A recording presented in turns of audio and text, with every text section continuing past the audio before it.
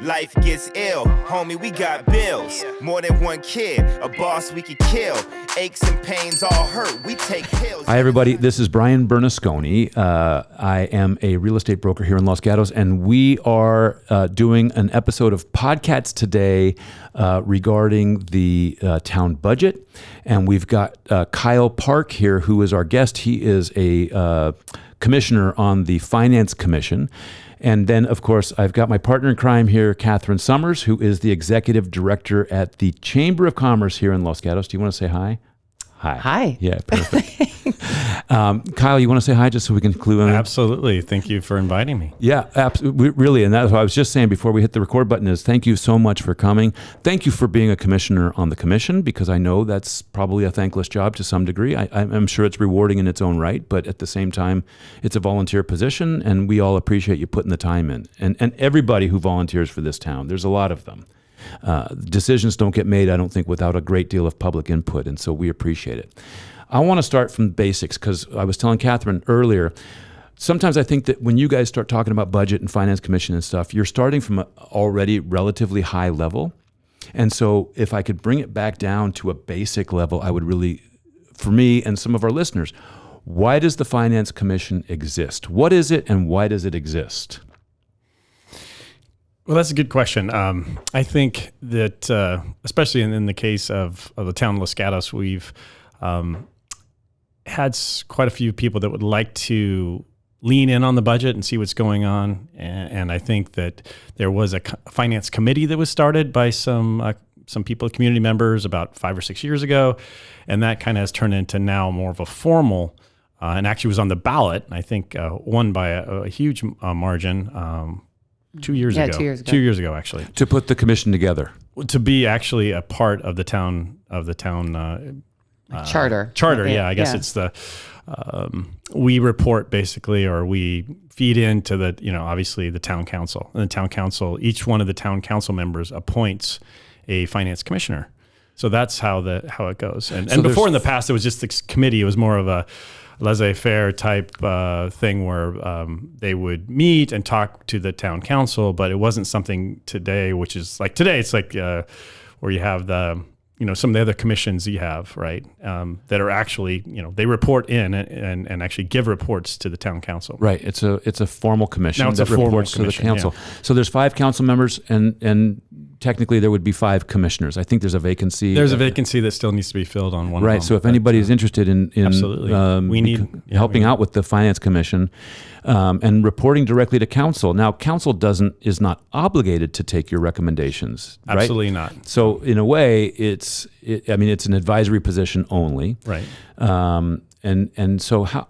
And there are 2, by the way. There are 2 council members on the commission as well. Right. Oh, right. They have representation there as well. Yes. So there's 2. So we've got right. So a group of 7. The mayor currently right now, we've got Rob Rennie, and we've got Matthew Hudas. Yeah. Are both of the 2 commissioners that are. And I'll also point out just real quickly for the listener, all of the Finance Commission meetings are public meetings, just like all the commissions. Anybody from the public is welcome to join. Yes. And they are, I know there's still some leftover COVID stuff, but sometimes they're in person, sometimes they're online or unfortunately, we haven't gone back yet in. I'd love to. It's been almost 2 years now, and we've yet to go back in and be in person, but I'm hoping that we do that sometime soon. That's kind of something that I'm hoping for next, next year or whatever. Yeah. So. But for anybody out there that wants to get involved, at the very least, you can just listen in.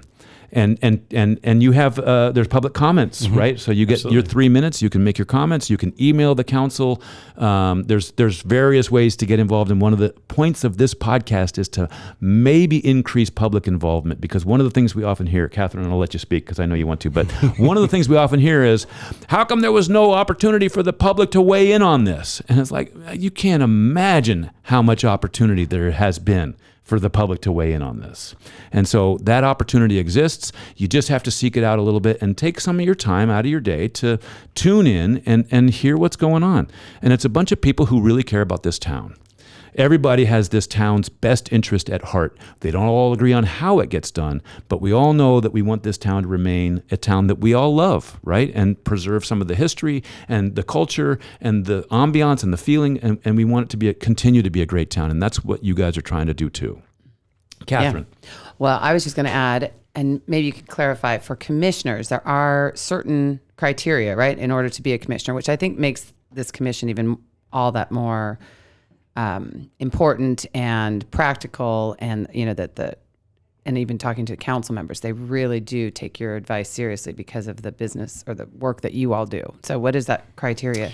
I think also I'm going to direct you to the town website, because that's where all the actual criteria is. But basically, some kind of background in finance, like a degree in finance, and then some working background as like a CFO or a tax person or accountant, or so something in those financial matters, doing some financial matters in your career, as well as having the degree. I think is kind of what the requirement is. Investment banking is where my background is, and so and then being a CFO and finance. So I kind of love spreadsheets. So it's kind of a weird thing for me, but So before we really get started on that, and kind of to set the stage, one debate I've heard a little bit is that all of you finance commissioners, because of your backgrounds, your careers, everything, you look at the town's budget through a corporate eye instead of a government, almost instead. Do you think that plays in at all as to how you advise the council, or do you think you've been able to separate? Yeah, that's actually a really good question. That seems to come up because many of the commissioners do have more private and not necessarily public awareness. Right. Although, in my case, I've been on the board of the LGS Recreation Department for almost 30 years, and that is basically it's a JPA, Joint Powers Agreement, of the 3 school districts, and so which is basically the same Brown Act is used and that kind of thing. So, my background was pretty easy for me to jump into it because I kind of understood that accounting, although I don't practice it, in my everyday work life. Right. I will say though that, maybe at the highest level, I think a budget is a budget, whether you're talking about a budget for the town, or you're talking about a budget for a corporation, or even your own personal budget, right? You've got income and expenses. And at the end of the day, you're either going to balance that budget and you're going to be ahead, or you're not. Yeah. Right. So, I don't want to dumb it down, because there is some accounting differences, of course, and things like that, and the way things, of course, revenues, for the town is tax revenues, right? Or fees, things like that. Whereas in corporations or your own personal is different, right? Right. But yeah, good answer. But at the end of the day, it's, and that's, I think you need to have a strong eye on, what are your revenues and what's the forecast for those things, and what are going to be your expenses and how much are you spending. And transparency doesn't have to be as scary as it's been for so long in this town. It's like, hey, let's just lay it all out there and look at this. And that's what I appreciate the finance commissioners doing, is really like, okay, so let's take a look at this, which actually then segues into really why we're here and about what's happening with the budget. Well, I wanted to point out also, just as far as budgets are concerned, there are a finite number of revenue streams that the town can count on, right? You said tax revenue and fees, and there's where else does revenue come from besides those? Tax revenue and fees. Are they getting money from anywhere else? Is there money coming in from the state that the town receives? We do get, I think, some things that way. Okay. And we got some money, of course, through the COVID. We got about $7 or $8 million from the feds, I think, for that. Yeah. But, okay. But in general, normally, you got property taxes, right? Okay. It's tax. Yeah. It's all tax. It's all tax and fees. And then fees, which everybody I know who's listening, whatever who's ever they come in. Some of them has to do with, like, for example, you've got taxes on people that are staying at the hotels, right? Right. So, transit occupancy tax. Exactly. The TOT tax is one specific one, but if you want to say at the highest level, it's taxes and fees. Yeah. That's it. Yeah. And so I also, with any budget, right? There's in a business. With people with jobs, they get the same paycheck every week. But in a business or at the town level, these things are kind of it's a living, breathing organism as to how much money is coming in, right? During COVID, the stays in hotels went way down. Right. And so that it's transitory. Transit occupancy Transit tax. occupancy tax, everyone refers to it as TOT, went way down. Absolutely. And so a major source of revenue for the town was kind of wiped out during COVID. And as far as I understand, Also, sales tax revenue too, right? Yeah, Of sales course, tax because revenue that went way too. down too, because everybody was, staying at home and holding up. And now, coming out of COVID, things were starting to look good. And now we've got what might turn into a recession, right? Does that seem appropriate? Yeah, it could. I mean, again, Yeah. I know, I wish I knew the future. Okay, fair enough. Right. No, that's a great answer, right? Like that's an objective answer. Yeah. But like you said, the point today really is that the town is facing budget deficits in the future. Right. Isn't that right? Well, absolutely, yes. Which Yeah, brings we are. us to that loaded question about how did we get here? Like, Yeah, I mean, I think you go back to, again, I mean, I haven't been involved. I've only been involved for 2 years, but in seeing what's happened in the past and things like that, I think we're suffering from things that maybe started 5 years ago, in a sense of we've been keeping our head count, of our employees, which we've got some great town employees that work for Los Gatos and love it. So there's nothing wrong with the employees that we have there or anything like that. But in terms of the expenses that we've been spending with them, in terms of salary increases and specifically also in benefits, specifically also, I mean, our police department is very expensive. I mean, we've got a great police department, but they're first class, and we're paying first class, which is is okay if we have the money. Kind of thing. So I would, really say that we've gotten to this thing, I think, and again, I mean, I'm giving my personal opinion is that I think we've been a little complacent. I think our town manager has been a bit complacent and maybe hasn't managed things the way I would have seen. And I also see transparency has been part of this too, where there's been a lack of it in terms of, hey, you know what, we've seen, and some of the other, I would say, members of the community have seen that we actually, this thing that we're has nothing to do with the recession. The problem we're having with the budget today has to do that we've overextended ourselves in terms of our benefits and the pay of our employees. And that's causing us a problem now because our revenues are not keeping up with our expenses. Yeah, which is back to the budget Balancing a problem. budget. now, if we hadn't had a global pandemic, That would have surfaced sooner, so, in my opinion, interesting. Okay. because that money then that's balanced our budget the last 2 years. yeah, the ARPA fund. Yeah, the ARPA funding has actually balanced our budget. Oh, so we've been living on gift funds basically. Yeah, so we mean, haven't and had. I know there was a balanced budget. pandemic, but no, we haven't had a balanced budget, and I think nobody wants to, especially the town manager, doesn't want to see it and doesn't want to say it, and I think hasn't been helping us. So, kind of a dig question here is, what would be the reason though that town staff, a town manager, I mean, why wouldn't you want it to be balanced? I mean, there's not any ill, or malintent there.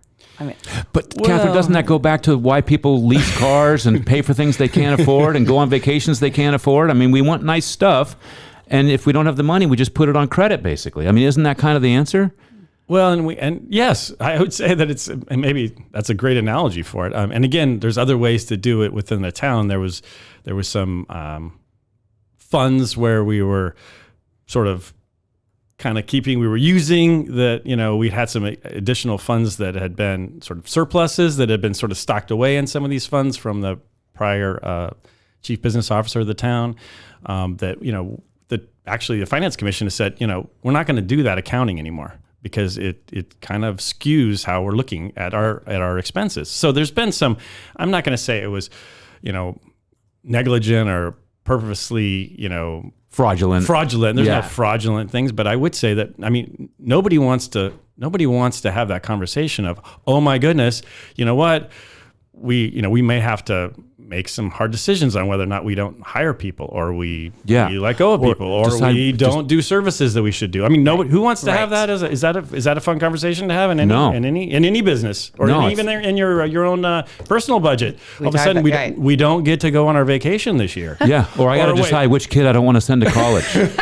maybe not that bad, but maybe our vacation instead of Europe is, we're Right. going to the Grand Canyon, wherever. Right. No, that's exactly. I mean, I just feel like this is exactly how it's very much like that. That Totally. You want nice things. You want the best. You want a platinum level police department. Yeah. Of course, we all want that. But we're at a point now. I mean, we're at a real inflection point now where we've got to make some hard decisions about what we get to keep and what we don't get to keep. So there was a finance commission meeting just recently where I don't know if it was the commission who compiled a list of items that the town services. It was basically the town staff had Yeah, done that. you Tell me had what they asked. did. So Tell me what the dance steps were. Well, we had asked, I think, as a finance commission said, well, can you give us some ideas on things that we could potentially, we know our budgets. I mean, we've seen it now. There's several $1 million over each year for the next 5 years has been now presented to us. And again, I think we need to dig in a little bit further and say, is it really 2 million? Is it 1 million? Is it 3 million? Because I don't know that we know exactly what that is yet. We're just getting forecasts from the town, right? Town staff. But whatever that number is, we're going to have a deficit. There's no doubt. I mean, there's no doubt about that. Now we're asking management, what are you going to do? So we're not going to be able to balance the budget. What do we cut? What do we cut? Or I mean, again, on the other side is what else of revenue can we get? I mean, How can we generate more revenue? Right. How do we generate more revenue? And we just passed, I believe, in this last election, the tax. I think it's the self-employment tax or whatever. It wasn't self-employment. It was the business license tax. It was the modernization of it, which was great. Which it needed to happen. I mean, that hasn't been 31 touched in. years or whatever. I mean, so it was fair. Good. Yep. Oh, good. Which I've heard already helps. some pushback on. Oh, you're just charging Netflix more, huh? Which there was some resentment about. Like, oh, you just went after the one big elephant in the room. Well, and it turns out we actually didn't. We ended up monetizing it over all of the businesses in town, and so it's actually it really was fairly done, I think. We got a presentation from Arn Andrews on the restructuring. Arn's great, and it seemed quite fair in my opinion. And so anybody who's just thinking Netflix is a victim in this, I don't think that's actually true. And I thought that it helped to preserve some of the smaller businesses and allow them not to get a great big hit. And a smaller business with up to 10 employees or whatever, it's just those margins are thin. Yes. And they're harder to run. And so I felt like they got a little, not relief, but they didn't get hit as hard as some of the companies that could weather the change. I agree. I thought it was fair. I thought that was a fair thing. It needed to be redone. It hadn't been redone in a long time. And so I think that's a fair thing, and it looks like it passed. So that's some additional money we'll get in, which is great. Which could be approximately what, like $1 million? I think it's $1 million. I think it's 1.1 is I think what I heard. Additional 1.1 million, which brought down again what we were the deficit that we had seen was like 3 million a year, and now maybe it's 2 million a year because of what's come in. Yeah. So that helped for sure. But that again, we didn't get to where we're break even yet. So right. We still have some things we need to do. So that's, I guess, back to your point, that's why we asked the town to come back with some suggestions of things that we could. Right. And so that's where this all came And there in. was a list of suggestions, and some examples of those suggestions were cut like street sweeping. Right. And the holiday lights. Right. And I think The on there parade. was the holiday parade. Yes. The first Saturday of December, we've had this holiday parade for my entire life. Right. And we're thinking about not doing that, which I get. It costs money. All the fun stuff, right? The music and it just seemed like all the Community grants, which are, for the street pole banners and so kind of as one of my board members said, really like the heart. Like the heart of Los Gatos was really on that the visitor list. center was on the chopping block, right? And so it just seemed like, but even still, when I listened to the commission meeting last week, it still seemed like that was not really the most desirable set of things to cut, because it does take some of the heart out of the town. And B, still wasn't going to actually balance the budget. Right. It was a lot of small. It was both Ron, the chair, and chair of the Finance Commission, Ron Dickel, and myself, I'm the vice chair. both went back and after this meeting that just happened and went back to Arn actually and said, hey, Arn, that wasn't really what we were asking for. I mean, that's a bit harsh, right? I understand, being pedantic and telling we could cut all these things, but we know we're not going to do that. I mean, that just doesn't make sense for this town. I mean, because that's why we're here. Right. You cut the holiday break. Then you heard also, I think in the meeting where you heard somebody say, well, hey, if we cut like 3 head count, then you could totally solve the problem, or 4 head count. You say head count, you mean town employees. Right. Or not hire, whatever you want to call it, with the budget. So, again, we're, I think we need to keep our streets clean and swept and our sidewalks. And I think we need to Did you think that on that, stuff, after tasking the town staff with coming up with that list for you, did you expect like the police department to be on that list and staffing? I mean, did you think it was going to be, or were you pretty sure that they would just give you a list of kind of the happy, feel-good things? I think, again, maybe going back to where I see the main, issue that I see, the town manager hasn't really wanted to accept some of these things, right? And, nobody, again, wants to be the bad person. And I think that's why now, again, instead of just saying, here's some really potential things we could do, it's let's throw out the stuff that, like, it doesn't hurt anybody. I mean, it doesn't hurt anyone, at least, in her organization. Right. Somebody else's organization. And do you get council support? I mean, do you think you have council support for some of this? I mean, obviously, probably with Matthew Hudis. I mean, it's kind of funny how the council split on some of this stuff. Sure. You have like some people asking harder questions, wanting more transparency, and then maybe others that think that maybe that it's okay to cut some of the things that were on that list. I don't know how do you feel about that? I mean, I think our role is to explore all avenues for the budget, to balance the budget. And again, I'm going to expound back to the deficit that we do have doesn't even include some things like capital projects that we still need to go into too. So we may have more, we need to really look into it. And I think get some really good recommendations to the town council. And ultimately, it's not our decision. It's the town council's decision to decide what to do. But they're going to have to make some hard calls, right? This is going to be an interesting, whatever side you sit on, you still are going to have to make a call. Like, do we do this or we do that? What's more important? Yeah. And again, I'm not sure that's necessarily the finance commission's role. I mean, I think we can say our opinions, but I think at the end of the day, we make a recommendation to the town council, and then they need to debate it, and also I'm sure they're going to get a lot of input from from the town members, members of the town, because this is not going to be a fun thing, because maybe the library won't be open all the hours it is today. Maybe we won't have whatever staff at the police that we would today. Not that I'm saying that would get cut, but maybe we're not hiring as much as we would there if we need to. I know we need dispatchers badly. So I mean, anybody who's a dispatcher, we need you. Right. But I don't. Again, we need to go through that list and say, well, what is really important and prioritize it. And I think Yeah, I know a couple months ago, probably 6-7 months ago, the town did do a community survey on what they wanted to assess. What do our citizens think is most important? Catherine, explain explain how the survey was taken, please. I know they did a survey, but what does that mean? They mailed out, or they called, or they did in fact mail it out. I think it was a mailer. Yeah, it was. That went to basically everybody, mostly everybody in the town. Actually, no. Or a sample? A sample? It was a sample. Okay. I thought it was because I asked this question to Arn about that, because I said, hey, I didn't get one. I didn't get one. Yeah, Right. And you didn't get. Did you get one? I got one. You yes. got one. Okay, well, you're the lucky one. Yeah. So maybe 1 out of 3, or I don't know what the sample. They do some sample size, and then they send it out to those, and then they use that to extrapolate into a bigger. Right, and this is proven methodology. They're not It just is. making this up. No, Okay, it is go proven. on. We've done it for a couple other issues in town. No, too. I keep hearing about these surveys that happen, and I always question the results because response is thin. Right? They don't get a great deal of response. Right. Yeah. And I feel like it's the same few people that are engaged all the time. So all they're doing is surveying the choir. Exactly. Well, to some extent, I mean, you kind of hope that you're reaching out. I mean, they call it a scientific survey because they're hoping they're reaching people that maybe aren't always answering. Right. That So anyway, said, it's kind of how the questions are framed. I felt a little bit with that community survey that they weren't really asking the questions of what would you drop if you had to drop? It was kind of what's most important to you in the town.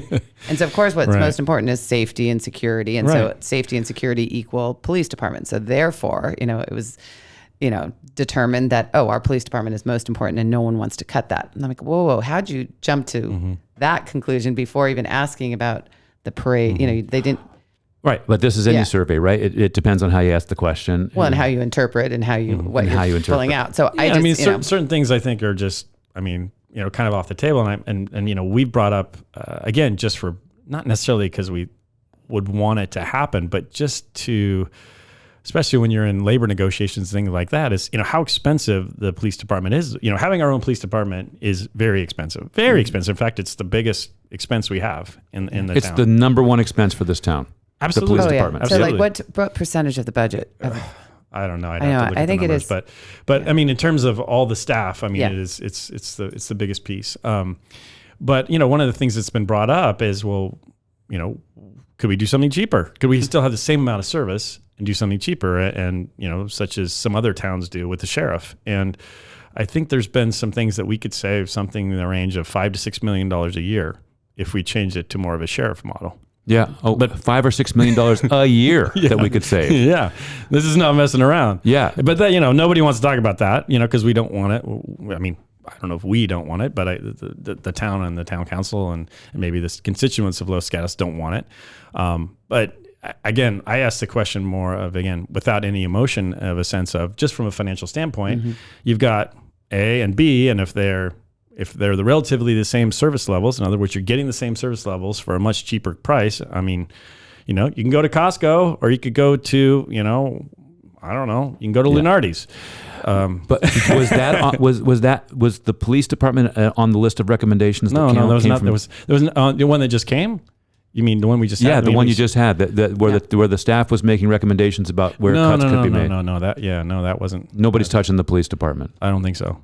And fair enough. I mean, again, I want to give credit to the people of Los Gatos. But again, they can stand on their laurels, no pun intended there, by saying, well, we did a community survey, and the community survey's results indicated that we're not going to touch our police department. So you can, again, how, interpreting those results was kind of a main factor in how that list played out, I think.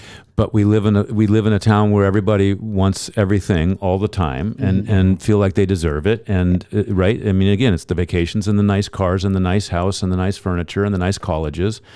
I mean, if I break it down to a personal budget level, and so nobody wants to give up any of their quality. Right. And to balance the budget. And even if they have to borrow and go on credit, they're willing to do that. But I think that, and I don't understand, what happens when we run out of money? Like, what's then what? Oh boy. Well, right. Cause so we do have reserves, and I believe basically that what we've seen is, our reserves could be exhausted, if we don't fix these budget deficits in the next, 6 years, 5 years, That's then the resources that we have in reserve would also be exhausted. We'd be. I mean, I think, and then we couldn't borrow money, right? Or we'd have to do some kind of bond, or we'd have to raise taxes. We'd have to do a lot of stuff. Yeah. What else is on the revenue side? Are people talking about what could be done? Because Catherine knows this, and probably anybody that's listened to the podcast knows that I was a little incensed that we didn't just allow a dispensary to be opened here, because as far as I'm concerned, morality left aside, there's revenue there. And so we went with the morality play instead of the revenue play. And so I know that was one lost opportunity, which I'm just going to say again, I think the amount of harm it would have done would have been almost none, and the amount of revenue would have been significant. Well, I think, again, I don't really have an opinion on it other than what I saw in terms of the reports. The revenue figure was not nearly what we thought it might be. But it was something. Yeah, it was like a couple $100,000. But is that enough? Well, you want to cut the holiday parade, or do you want a couple $100,000 coming in the door? Hey, seriously, this is what we all have to think about. You do. Yeah. Again, when you're talking about, it's all priorities and what's most important. Are there other ideas being floated out there for sources of revenue, or increasing established sources of revenue? I mean, is anybody getting creative on how we can do that? Or is it only talks about cuts? Well, and let me take that one step farther. Okay. Do people, I mean, in the real world, not in the town government world, you do have to invest in your community in order to ever see a return on that investment, right? So, and I get so frustrated just from my, way that I view it all, is that if we don't invest into destination marketing, for example, how are we ever going to get new people to come to town to put their head in a bed to receive then that TOT tax revenue? And so if you take all, whatever, it's cutting your feet off, cutting your feet off at the ankles, is that you don't, you're not allowing for something to grow and blossom. I mean, there's so much potential with that TOT revenue source, yet we're not investing in it properly to ever see a return on it. Same thing goes with, foot traffic. You have to have the stores, the merchants here that are interesting so that you drive the foot traffic so that then people are shopping. So then the sales tax revenue goes up. But if you, again, take all of that away, you're never going to, do you guys look at it from that angle, or are we past that point of ever investing into our economy? No, I think we do. I know in the last meeting, Matthew Hudas talked about it, and I'm totally in favor of that. That you have to invest. And I think it's not only you also have to invest in the town's infrastructure as well. Like you cannot not continue to, keep the sewer pipes going. You cannot, because then someday, you're going to have a big problem later, right? You have to keep the streets, up to speed, right? Yeah. You have to repair some of those things. Now, again, do we need to have an overcrossing, across pedestrian overcrossing over Highway 17? That one's a little, I think we can get probably by without that. We have for a while. If we had extra money, would that be fantastic? Absolutely, that'd be great. Yeah. But again, this is the nice to have and the must have. So I think it goes back to when you have a limited resources that you have to prioritize. I'm going to blend in the housing question here for just a second. If we had an increase in the number of units, number of housing units available, if we were to, if it were finally decided that we were going to, increase, which eventually I think we have to, but does that provide a great deal of revenue? Do more units bring in a lot more money, or is that just also sort of marginal? So that's interesting. Yeah. So that's one of the things we've been looking at. And the issue with that is it depends what it is. In terms of the units. And the things that we saw from that was that now you also, if you have more people, you also have to have more infrastructure, and you have to have more. So you have to have more staff, you have to have more police, you have to more. So what we really saw was there's not a big, if you just said, okay, we're just going to have a ton more housing, the cost benefit analysis there, in terms of we're going to get much more revenue and that'll pay for everybody else. That doesn't seem to be the case. Okay. So that, it's not necessarily, of course there's more revenue, but you also have more expense. Yeah. Right. It goes up on both sides of the ledger. Yeah. So that's not one where it's a silver bullet in any way. So I know we got a lot of questions, and in my opinion, and this is democracy, right? Democracy takes time. It's messy. Everybody's got to have an opinion, or at least the opportunity to have an opinion, and it moves kind of slowly. But do you have some insights into where this goes and what's in the future for us? I think we'll work it out. I like that. I'm very optimistic. Okay. No. Of course. There's, I think we've got a town council that's going to have to make some hard decisions, and I don't think, I think we're not gonna miss a meal here. We're still gonna be able to send our kids to good colleges, and we're not gonna trip over, gum on the streets, and but crime's not gonna be rampant. I don't think we're gonna turn into a rampant crime area at all. I think we're gonna work through it. There's just gonna be priorities, and you probably, once we actually do it and get it done, I think people may not even realize we did it, because there's always some, there's a little bit of, slack in any budget where, there's, even in the current budget we have now, like there's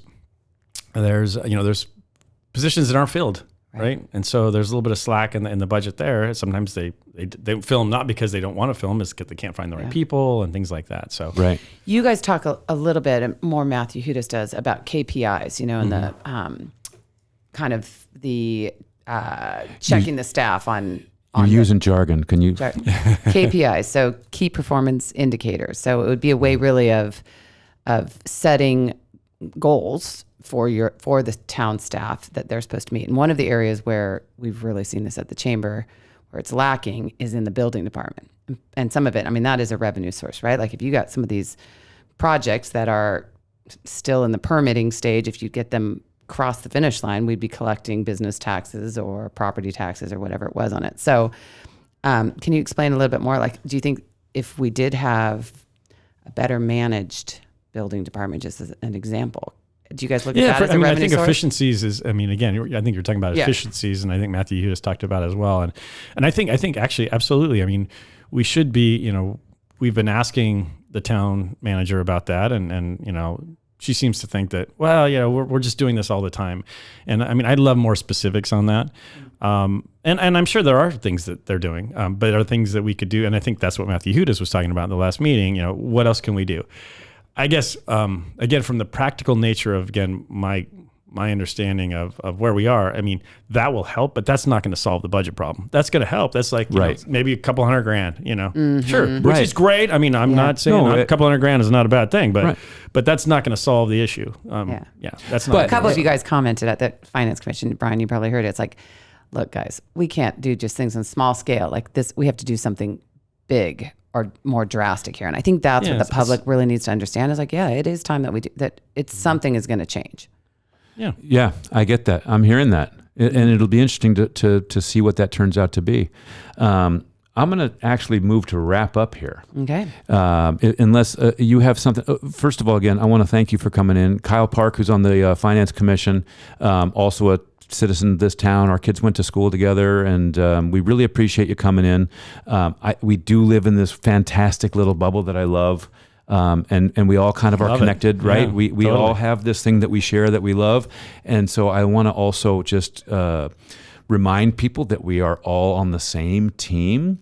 Everybody here wants the same things. We have the same goals. Yeah, maybe there's different opinions about how we get there, but realistically, we are all together. We are Los Gatos. This is our town, and we want to do what we can to improve it. And so on that same note, anybody that's not involved but not happy, the way to happiness is to get involved. At least be paying attention and tuning in, because these things are all happening in the background. There's a great number of people who are making this town work, and it's often not noticed by the people that go around and enjoy the benefits of living here, right? Agreed. So totally agree. Get involved. We really appreciate you, Kyle. Thank you so much for coming in. Catherine, you are amazing. You're doing an amazing job with the Chamber of Commerce. Anybody who doesn't know what the Chamber does, you can come on down here and check the Chamber out. But really, they're just fully engaged with the business community and the community at large. So thank you for your service as well. We are podcatslg.com. You probably already know that if you're listening to this. And we're just going to keep doing episodes here and talking about various topics in Los Gatos. If you want to chat with us, you can go online to the website and send us a question. And I think that's it. You got anything else you want to add? I think that's it. Kyle, Thanks, you Brian. okay? Yeah, great. Thank you. That's great. I really appreciate it, guys. Thank you very much. Thank you. Come together right now. Hit the ground running, ain't even a discussion. Hold up. Come together right now.